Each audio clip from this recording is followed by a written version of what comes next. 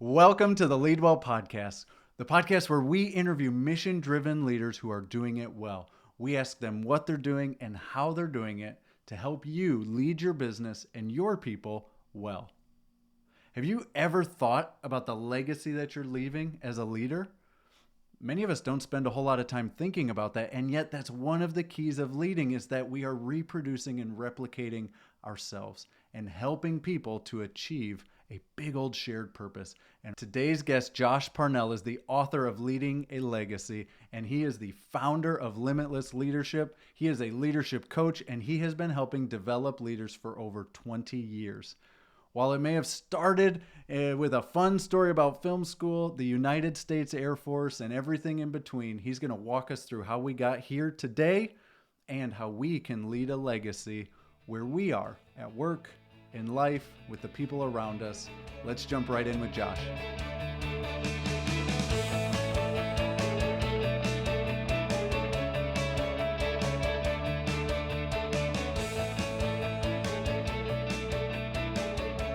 Josh, my friend, I am so glad that you are here with us today on the Leadwell podcast. I cannot wait to dive in. And as everybody else can see, we are on location because if you have not yet watched Josh and I on his podcast, you need to do that, right? Yes, this is the absolutely. Tradesies. So thank you for being here and trading. It's such a great thing to be able to get to know you better, have you on the podcast. John, thank you, man. Thank you for having me. It's an honor to be here and certainly a pleasure. I'm excited to do this with you. So I'm going to ask Josh all about his book, Leading a Legacy, and you all can get it. You can get it on Amazon. I'll let Josh tell you more about wherever you can get it elsewhere. But one of the things that I thought was really cool that y'all heard in the opening is how you got into the military, and I am grateful for your service. Thank you. And I love the different stories of what people pick up through that and how they've kind of worked through that. So if you wouldn't mind just sharing with everybody a little bit of that journey, especially kind of that military lens to all of the wonderful family that you have and how we're here today. Of course. Well, man, I appreciate the opportunity to share. And once again, thank you for having me on. My journey begins after high school. I had hopes and dreams and aspirations of going into Hollywood to become the next Steven Spielberg. So clearly that did not happen. But back then I had a strong interest in filmmaking. And I found out that the University of North Texas in Denton near Dallas had a great radio, TV, and film program. So I went to UNT, and I planned on being there for 4 years. But after a year and a half, UNT said, "Hey, Josh, thanks for playing, but your grades are terrible. You need to leave." We've learned just enough to do podcasts at the level that we exactly, do them, right? So clearly I had a lot of growing up to do. I wasn't making school a priority. I knew that I couldn't go back to school. I didn't want to come back home. But this was around the time that 9/11 happened. And that really impacted me on a pretty great level. And so I decided to look into the military. And I found out that videography was a career field available in the Air Force. So I went to my nearest Air Force recruiter's office and walked in and introduced myself. And I said, "Hey, I have an interest in filmmaking." He said, "Well, great. We have videography available." He said, "Now, just so you know, it's not available right now, but when you get into basic training, it will be. All you got to do is sign the dotted line." And I was like, "All right, let's do this. Sign me up." Again, UNT dismissed me for a reason, right? So I wasn't the sharpest tool in the shed, but I took him for his word, and I signed the dotted line without a guaranteed job, expecting to go into the Air Force to eventually become a filmmaker in the Air Force. But of course, when I got into the Air Force, videography was still not available. So much to my dismay, I was going to be doing something different, but I said, that's okay. This was the first time I had a choice to make. I had a decision to make and recognize, look, everything happens for a reason. I think, we've all heard the phrase, if you want to make God laugh, tell him what your plans are. Yeah. And he got a good chuckle out of my plans and pretty quickly course corrected me accordingly. Now, an important part of the story is that as I get into basic training, everyone fires the M16. And at the time, I think now it's the M4, but at the time it was the M16 rifle. And I had never shot a weapon in my life. So I'm going into basic training. What are you talking about? Like you're in Texas, like I'm in Texas. You don't just walk around with this in your pocket? Hey, don't let the looks fool you. If you're watching this episode, I have a beard. I probably look like I go hunting quite a bit. I've actually never hunted a day in my life. So newsflash for everyone that's not in Texas, that is one of the things that is very common, but neither one of us actually go into any of those things. Hey, I grew up playing sports. That was something that really was a passion of mine, but I had never shot a weapon. And so I got pretty minimal instruction and basic training, and I tried my best, but I was a bad shot. I mean, in order to become I wonder why. yeah, right? Well, in order to become an expert marksman in with the M16, you have to hit the target or specific parts of the target at least 45 times or more out of 50 rounds. And I'll tell you, John, the range instructor got so frustrated with me that he threw an extra 30-round magazine in my rifle. So I did score a 45. However, it was out of 80 rounds. So the only people who knew that I shot 80 rounds were me and the range instructor, because even on my score sheet, it showed a 45 out of 50. So I jokingly say that I'm still technically the worst expert marksman in the history of the Air Force. But that's an important part of the story, because when it came time for them to determine what career field I was going to go into, they said, well, you're an expert marksman, you're going to be a cop, which is security forces. And I'm thinking, like, that's not really my personality. I mean, can we do something different than security forces? And they were like, get out of here, you're going to be a cop. And so, again, I have a decision to make, right? We know that not every day is going to be a good day, but we can find the good in every day. I was not excited about being in security forces. But once again, I knew that everything is happening for a reason. And I learned then and there also that the two things that we can control in our life every day is our attitude and our effort. And so I'm not saying that it's easy, but I'm saying it's possible. I wasn't excited about what was to come because that wasn't what I was planning on doing. Yeah. But God, of course, course corrected me, which I'm thankful for, to this day. But ultimately, I said, you know what? Here's the good news. If I'm finding the good in every day, we've heard the phrase, when it rains, it pours. Mm-hmm. We can also say, when it rains, look for rainbows. And if I'm looking for rainbows, here's what I know. I also joined to travel. And I thought, you know what? Every base needs a cop. So I can still go to Germany, Italy, Belgium, Spain. I wanted to go to Europe, right? I wanted to go overseas, get some culture under my belt. But once again, John, the Air Force had other plans. Instead, they sent me to beautiful Minot, North Dakota. John, at this point, I'm thinking, all right, somebody does not like me in the Air Force. I joined to be a filmmaker in Italy, and instead, I'm a cop in North Dakota. But I will tell you, man, in all seriousness, I am very... I'm sorry, I'm laughing because I have a very dear friend who was in Minot flying bombers. Wow, okay. And what I know about Minot is the nearest target is 2 hours away. So for those of us that can't contextualize what might be going on in Minot, and we're too young to fully comprehend the Fargo movie, yes. Just know that your nearest target is 2 hour drive. I'll tell you, man, it was a culture shock, to say the least. Yeah. I wanted to get some culture under my belt, but that's not the culture I was looking for. So I'll say that. Okay, so if we could, before we go on, I want to pull, because so many of us, especially lately, especially for the listener, we work in organizations, right? We're mid-level executives, we're managers, we're leaders, and sometimes organizations have different ideas than what I have. And that's a lot of what I heard in your story is university had a different plan for me than I had for me. Yeah. That the military had this, that I may have been bait and switched, and then I find myself as a cop. And okay, you're talking now to the manager, to that mid-level executive, maybe to someone that's a CEO that's kind of quote unquote topped out, and maybe they got to switch industries, or they're being told they got to switch industries. What lesson and kind of what would you tell them from your story on how to have the attitude, the effort, and to kind of take control of where you are inside of places you might be moved that you don't think you want to go? You just said the key word, control. Focus on what you can control and try your best not to worry about what you can't control. You know what I could have controlled when I was at UNT? My grades, right? I mean, I could have controlled that. If I had done a little more research, I could have controlled what career field I was going to get into in the Air Force. There's certainly learning curves that we're going to go through. We're going to talk about a learning curve here in a bit, but there's learning curves that we go through. But ultimately, trust the process. Focus on what you can control. Invest in yourself. Pour into yourself. Hire a mentor. Hire a coach. Find someone who's willing to give you the hard truth. Find someone who's willing to help you with perspective, because with perspective, the way that we view things drives the way that we do things. But ultimately, focus on what you can control and try your best not to worry about what you can't control.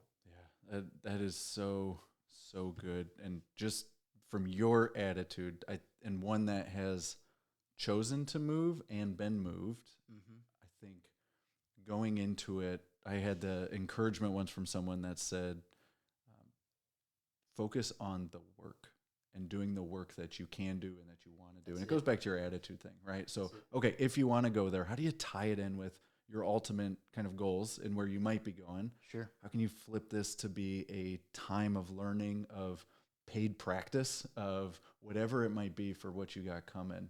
Because your attitude just vibes off of it so much, and I get it so much when I read through the book, especially that story. Way fun to hear live. I'm so glad you all got to, because it's there. But talking to us about leading a legacy, which you got to take control and ownership of the legacy you want to lead.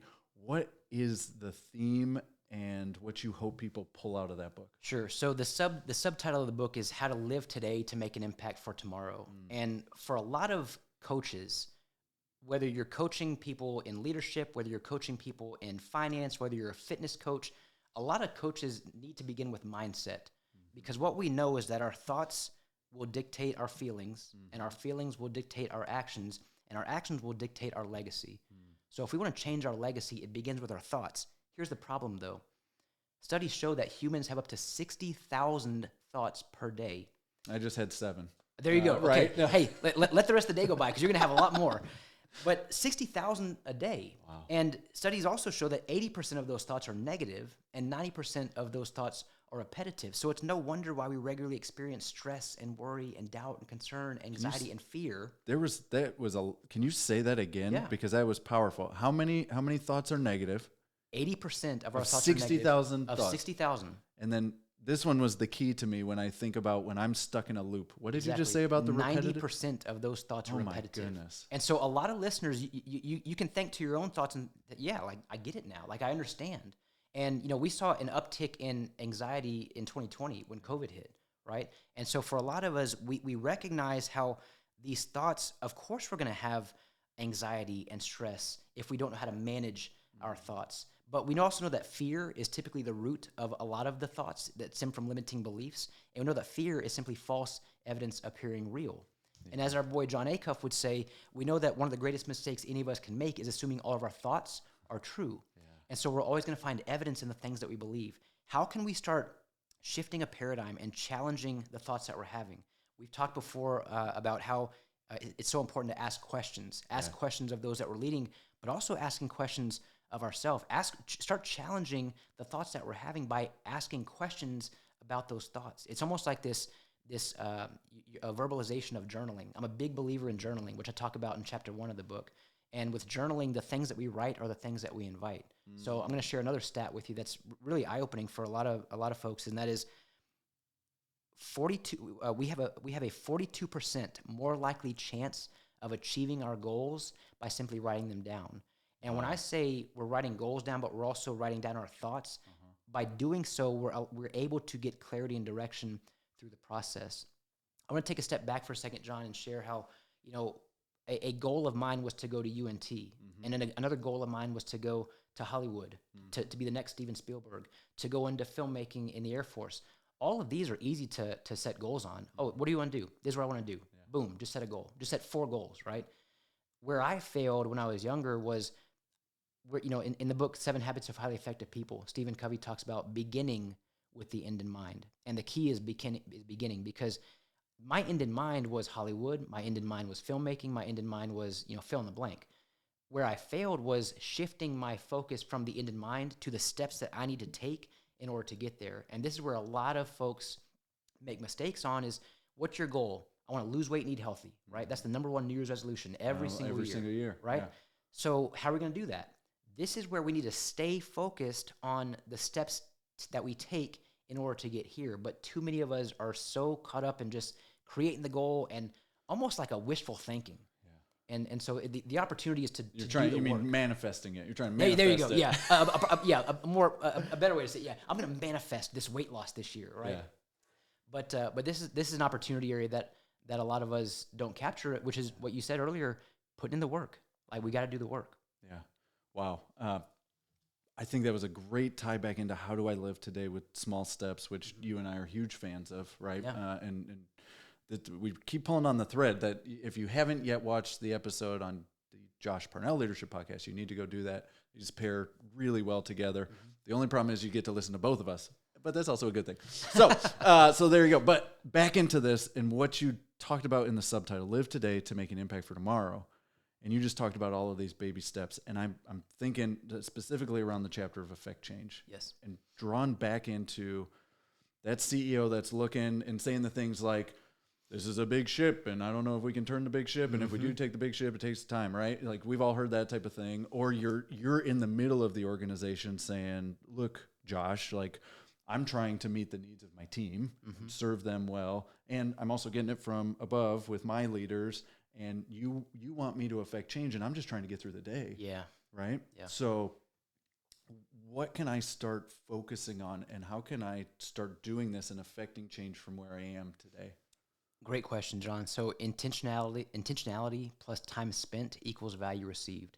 And Intentionality. Okay, so I'm thinking about what I'm doing. You're baking into me that I have to think about what I want to do, kind of begin with the end in mind. yeah, Time spent. So with my team, in research, in my PB&J, right? Pause, books and journal, or prayer, Bible and journal in the morning, Okay. whatever that is. Like you're telling me I got to do these things, I got to spend time in that, and then the value is what is produced. ultimately you get the value. But here's the thing: a lot of us, we start out intentionally, and we start out investing in the time, but we trail off, and that's really what a lot of Chapter 5, Affecting Change, talks about. Well, then help us, because like you said, and you and I know this because we both do trainings. If you don't do anything with the training, within 48 hours, it's gone. Yeah. You just, it's not going to happen. Yeah. And if there's not something to supplement it, if we're not following up, if we're not inviting coaching, if we're not doing some of those things to help with the application, and you do something about it, the diminishing value is still there, right? So this is everywhere. Sure. Help us take that intentionality and keep it on the tracks. Yeah. Longer. Well, with training, we know that the fortune is in the follow-up. Yeah. And so for a lot of us, we go to training, and that's great. But to your point, 70% of what you got today is forgotten tomorrow, and 90% is forgotten in 30 days. So what are you doing with the content and the curriculum that you just received? What are you doing to focus on affecting change through new information? I begin the chapter by asking a question. And the question is, would you rather that I give you $1 million in cash, tax-free, in hand right now, John? I'm tempted. I'm tempted. Tempted, right? Yeah. Right. Or I give you one penny that's going to duplicate in value each day over the course of the next 30 days. So just for... This is like that old marshmallow test. Like, do you want one marshmallow now, or do you want 2 marshmallows later? This is what I'm feeling like you're asking me. Well, and I want to make sure I'm being clear with the audience. So today it's 1 cent. Tomorrow it's 2 cents. Day 3 it's 4 cents, 8 cents, 16 cents, and so forth and so on. So which of those would you take? $1 million right now? But what if I die on day 4, Josh? Then you probably should take the $1 million 4 days ago. All right, yeah. But this is the real pull, right? And we're talking about compound interest and that type of thing, right? But I'm sitting here and thinking like, well, it depends. Like I could do a lot of things with those $1 million. Exactly. And I know where you're trying to build to. Yep. I do know. Yeah. So help me want that piece of it. Of right? course. I want to take the penny. Of course. So Well, why do I want to take the penny, and tell me how much it's going to be worth to me? Absolutely. Well, it should be pretty evident that it's such a disparity in $1 million versus a compounding penny, to where the listener is probably thinking, well, there's got to be a catch here, or I feel like it's the penny, but it just doesn't mathematically make sense right now without me seeing the chart. But if you do see the chart in chapter 5 of the book, you'll see that just 10 days later, after 10 days ago you could have had $1 million. 10 days later you're only at $5.12, and another 10 days after that you're at $5,242. But here's where what you shared earlier, compound interest, the compound effect takes place. Day 27, you're at $671,000. The next day you're at 1.3 and some change. By day 30, John, you're at $5.3 million. 30 days, not 30 years, right? 30 days. Because all of our retirement people tell us after 30 years, Yes. you'll be a millionaire. You're telling me 30 days of a doubling penny or a doubling value. Right. And all of a sudden, 30 days in, I'm well beyond $5.3 million. 5x that return. It's crazy to think, right? Yeah. But here's the thing. This is where the intentionality plus the time spent equals value received. I want to go back to losing weight and eating healthy. Yeah. Every year, the number one New Year's resolution for resolutioners is to lose weight and eat healthy, which I think it's about 25% of resolutioners want to lose weight and eat healthy. So if we're putting ourselves in the 25%, what are some things that we're going to start doing in order to lose weight and eat healthy? We're gonna go get a gym membership if we don't already have one. So we're gonna spend money on a gym membership. Yep. We're gonna replace a lot of our sugary, starchy foods in our fridge and pantry and so forth with the sugar-free, the calorie-free, carb-free products that are gonna taste like cardboard, but we're gonna grin and bear it. Hey, we're trying to get six-pack abs. Man, crunchy ripped granola muscles, right? all the way. Let's do this. Right? So we're gonna. Hey, you know what, John? Until nighttime. Then it's ice cream. I'm gonna go buy new running shoes because I know that new running shoes can help me run faster and jump higher. Yeah. So I'm gonna go buy some clothes. I'm gonna start meal prepping. These are all the things that I'm gonna start doing. Oh, I found a treadmill on Craigslist. I bought that too. Right? I'm doing all these things, and I haven't even started working out yet. Yep. And so then we're going to start working out. We're going to wake up a little bit earlier each day. We're going to start meal prepping. We're going to go to the gym. And we do fine for the first week or two. But what happens is life. Life happens. For a lot of us, we're trying to make this massive 180-degree shift overnight. And we know that ultimately that's not sustainable. There's literally a day in the year called Quitter's Day, which falls on the second Friday in January. Because statistically speaking, by the second Friday in January, over half of the New Year's resolutioners have already quit their New Year's resolutions. And so when I talk about how important it is to recognize the learning curve and to go through things in order to grow through things, if we're going back to, let's step back for a second and look at the chart in chapter 5. On day 20, we're only at $20. Like so keep in mind, this is like if we're shifting to our own life and we tried to work out and eat healthy. On day 12, we're at $20. So the reason I'm saying 12 is because on this year, Quitter's Day fell on January 12th. Okay. So on January 12th, that's Quitter's Day this year. If I'm looking at the chart, I'm only at $20 on day 12. Yeah.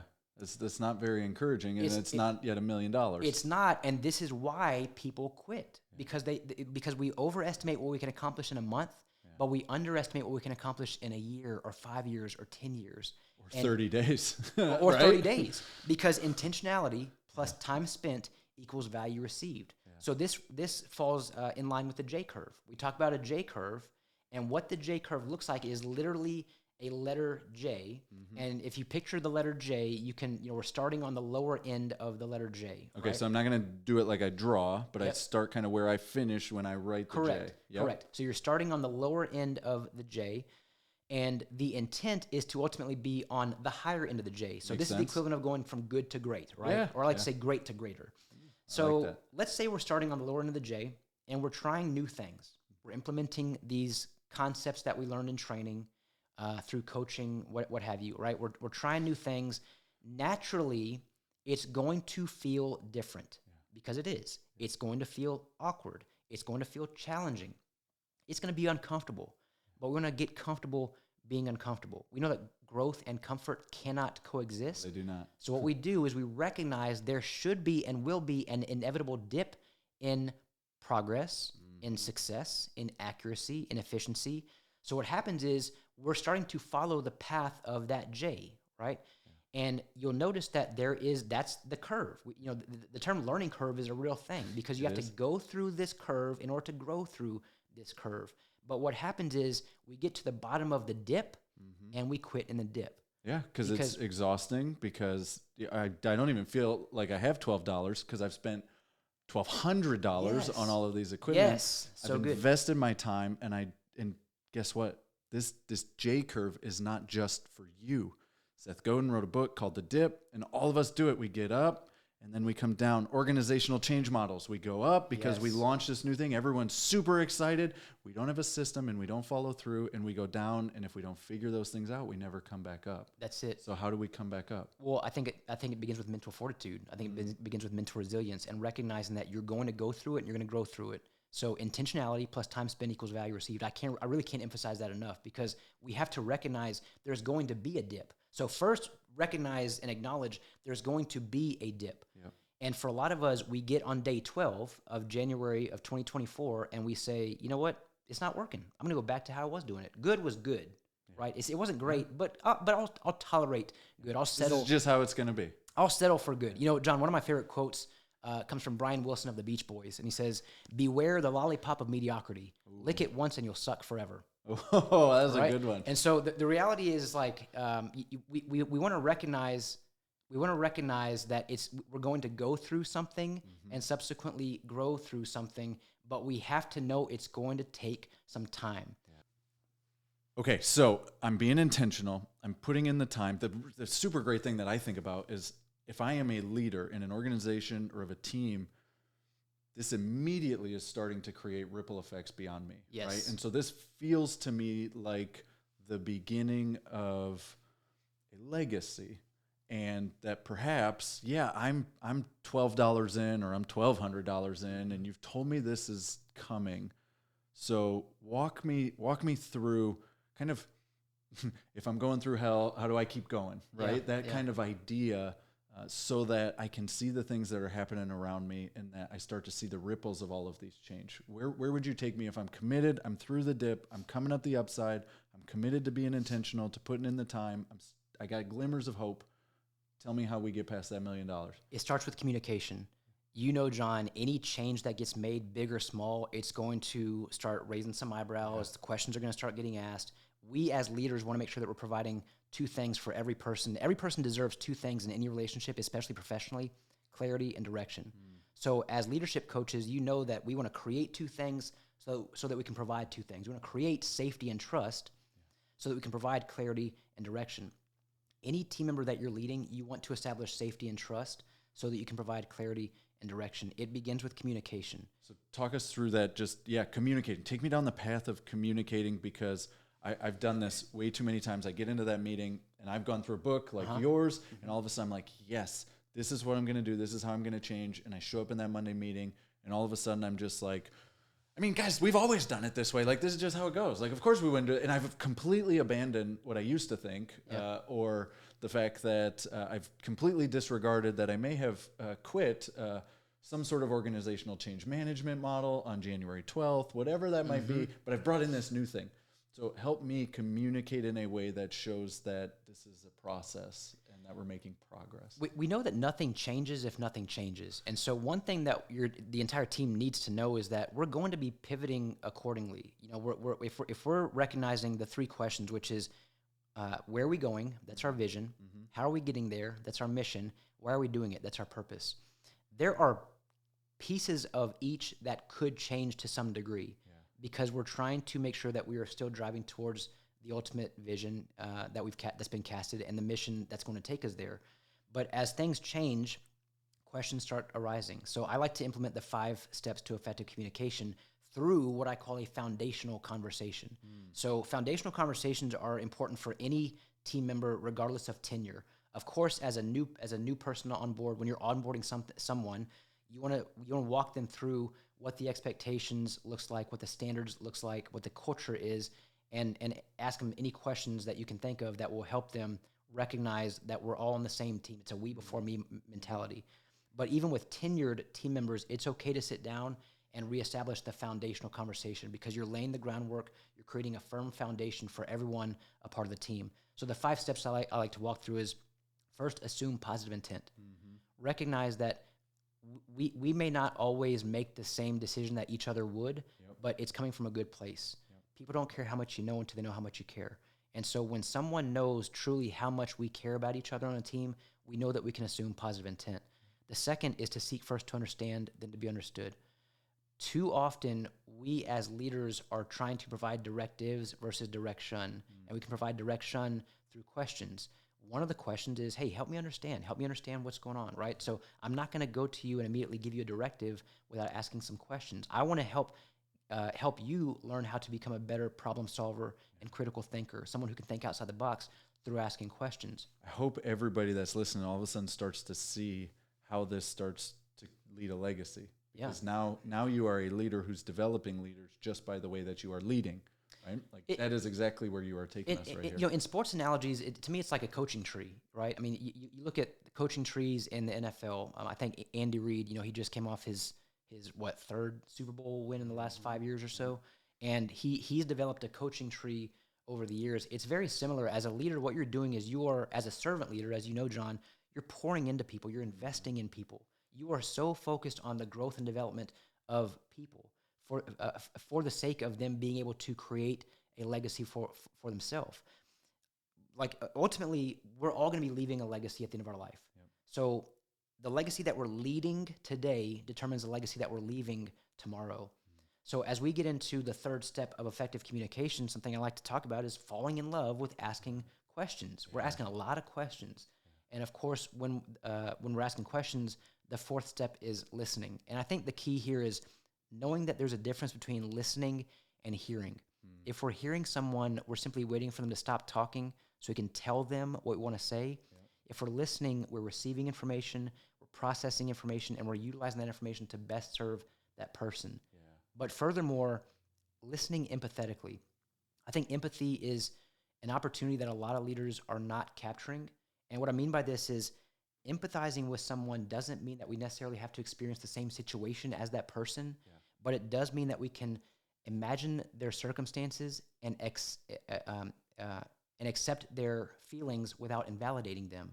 And I think the key word here is invalidating them. Sometimes we inadvertently invalidate when we don't listen. We simply hear them because we're listening to respond versus listening to understand. And so, or I take my own thing of I don't know that I can handle what you're throwing at me. That's so good. Yeah. And so I to protect myself have to shut it down. When in reality, just accepting it, not taking it on as something that I have to carry for you, but that we can be with each other together is somewhere that we can move kind of through that and beyond it, and I can still serve you. Something I've learned over the years, John, is how important it is just to, you can literally verbalize empathy through modeling it like this. You thank the person for sharing this with you. John, I want to thank you for sharing this with me. I want to acknowledge your feelings and validate what you shared. I want you to know that I'm here for you. I'm going to do everything I can to serve you and support you in the best way possible. So just starting with something like that, they feel heard, understood, and acknowledged. And so I think for a lot of folks, when we don't validate the feelings that, again, that you don't necessarily have to completely understand, but you're accepting those feelings of that person without invalidating them, that can go a long way in leadership. And lastly is staying positive. And so there's kind of a three-piece combo with staying positive, and that is to implement the no complaining rule. So we know, man, when we're starting complaining about things, we're allowing negativity and toxicity to seep in and creep in, which can really be detrimental to the culture of the organization. We also want to make sure that when there is a problem, we're going to pair that with a solution. Now, here's the thing, John. One thing I've learned, and I think you and I even talked about this off camera, is this applies at work. It doesn't always apply at home. Sometimes... What are you trying to tell me, Josh? Sometimes our spouse may not want us to bring a solution, and vice versa. I think it's okay to admit that, look, there are times when venting can be healthy. And 100%. And if there's a time when our spouse is sharing a problem with us, something my wife and I have gotten pretty good at is asking each other in advance. Do you want me to listen or do you want me to reply? Is essentially like I'm asking, do you want me to provide a solution or do you want me to just listen? Because I need to know how you need me to show up for you in this moment. One of the things that we use and say is I can contain that. Right. If you just have to vent, I can contain that. Love that. And I can move forward after this without being emotionally hijacked. Without having to come in and do that. And it keyed on it when you were saying it, that sometimes it's still a problem and a solution, but it doesn't mean that we have to bring the solution. Yeah, that's so good. It means that we need to be the one to help get to a solution. And that might just be, what do you want to do? Right. That's right. What do you think? Or was that the solution? Like, is there anything else? Sometimes the vent sesh is just it. And that is, in fact, the solution. I've discharged, and now I'm good. I can move, right? So I still feel like there's always a resolution and a solution that's there, even with our wives. Sorry, Meg, but I promise not to solve all of them unless I'm invited into it. And it's still, there is a release. There's also a time and place, because it doesn't mean that just because we're not developing a solution right now doesn't mean that a resolution will come, right? So we're just planting the seed, and we're sharing with our partner how we can show up for them. I mean, we don't have to solve every problem every single day. We do not actually have to do that. That's the crazy thing, right? All right. But going back to communication, what we know is that when there's a breakdown in communication, voids tend to get created. And oftentimes negativity fills those voids. So when I talk about the importance of communication, we also know that there are oftentimes 3 different conversations happening for the one that's actually happening, which is the one that you're having, the one that I'm having, and the one that we're having. So one of the greatest misconceptions about communication is the fact that it's actually happening. So this, implementing the 5 steps to effective communication allows you to get realigned with your team so that we can collectively, we before me, we can collectively move that mission towards the vision that was casted, even as changes do begin to occur. And I hope that you all are so encouraged about kind of the intentionality, the time spent, the value received, and then how to work through that in communication. Josh, before I turn it over, you tell everybody about where to get the book, where they can get all the end pieces that we haven't had time to cover yet today, and I ask you a question. What's something that you want to share, that you want to point people to in the book, or that's just a good piece to know before we go? Thank you for asking, John. I think that ultimately something I struggled with as I've gotten older, even into my adulthood, was I didn't fully believe that I was a leader. And I think it's important to share with everyone, if you're listening to this podcast, no matter your tenure, no matter what title you hold, even if you don't have a job, you are a leader. Yeah, amen. Because being a leader means that you have a perspective that no one else has. So you have your own unique individual perspective. That makes you one of one. There's no one else in the world like you. So with perspective, you have the ability to be influential. And if you can be influential, you can affect change. Anyone who is a change agent is a leader. A good friend that he said he walked into a training and he walked up to the table and it said, "This table's reserved for leaders." And he walked to the next table and said, "This table's reserved for leaders." Third table, he finally got it, that it was for leaders. Love that. What you just heard Josh say for every single one of you is that you are a leader and you have a legacy to lead and leave today. So where can we get this and learn more about you, Josh, so that we can continue and maybe even begin, but at least move forward in leading a legacy? Thank you, John. So you can find Leading a Legacy on Amazon. You can also purchase the book through my website, which is limitlessleadership.co, not com, but .co. So limitlessleadership.co. That's cool, man. It's cool. So yeah, limitlessleadership.co. And if you do purchase through my website, I'll also send a signed copy to you.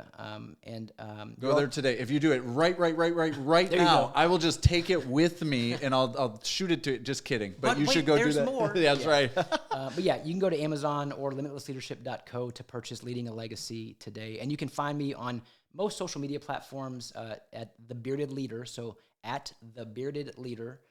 So you can see, if you're watching this episode, the beard, and of course, I am a leadership coach, but at The Bearded Leader. You can also find me, just search my name, Josh Parnell, Parnell, and I'd love to connect with you. That's awesome. Josh, thank you for letting me and us come on location in your home. We got to do the pod swap, which was super fun. Before you go, what does it mean to you to lead well? John, I think leading well to me means connection before content. I think Tell me being just a able little bit more about that. Yeah, being able to connect. I think we can connect through 3 different ways, which is authenticity, humility, and vulnerability. And I think it's okay for every leader to recognize you don't have to have all the answers. You don't have to be the best at what you do, but you have to have a heart for serving people. And you can serve people through authenticity, humility, and vulnerability when you put connection before content. Connection before content so that you can lead well. This is Josh Parnell. He leads well wherever he goes. Thank you so much for being here today.